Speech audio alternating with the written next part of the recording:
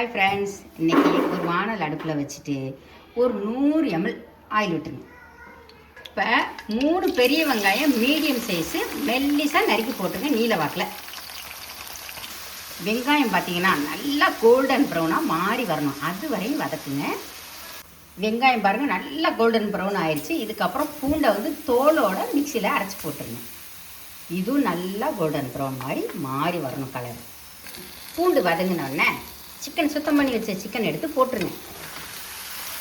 சிக்கனை நல்லா வதக்கி விடுங்க. இதுலேயே வெங்காயம் பூண்டு இந்த சிக்கன் எல்லாமே ஒன்றா சேர்ந்து வதங்கிடுச்சு பாருங்கள். கலர் பாருங்கள் எந்த அளவுக்கு மாறி இருக்குது. இந்த சிக்கனுடைய கலரு இப்படி மாறி வரணும். சிக்கன் நல்லா வதங்கினதுக்கப்புறம் ஒரு 1/4 டீஸ்பூன் மஞ்சள்தூள் போட்டுக்கோங்க.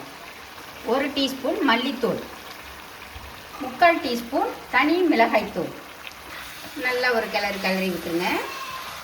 இப்போ பாருங்கள் என்ன கலராக வந்திருக்கு பார்த்தீங்களா. இப்போ இதுக்கு தேவையான அளவு கல்லுப்பு அப்படியே மலை சாரல் மாதிரி போட்டுக்கோங்க.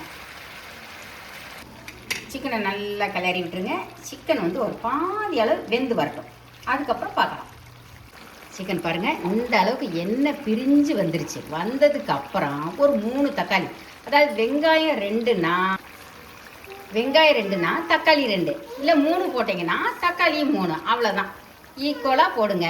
இதை நல்லா அரைச்சி ஊற்றுங்க. தக்காளியை அரைச்சி ஊற்றுங்க. அதாவது தக்காளியை சுடுதண்ணியில் வேக வச்சிடணும்.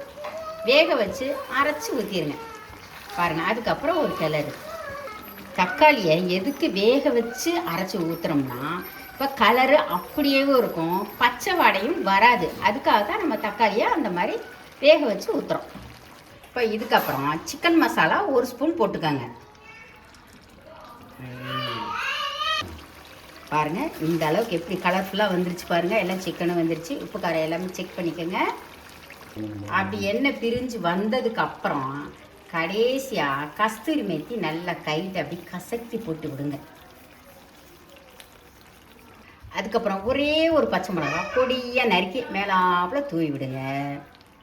பொடியாக நறுக்குனா கொத்தமல்லி தரம் மலை சாரலாட்டம் போட்டு விடுங்க. அவ்வளோதாங்க, அருமையான சுவையில் ஒரு தாபாஸ் சிக்கன் ரெடி.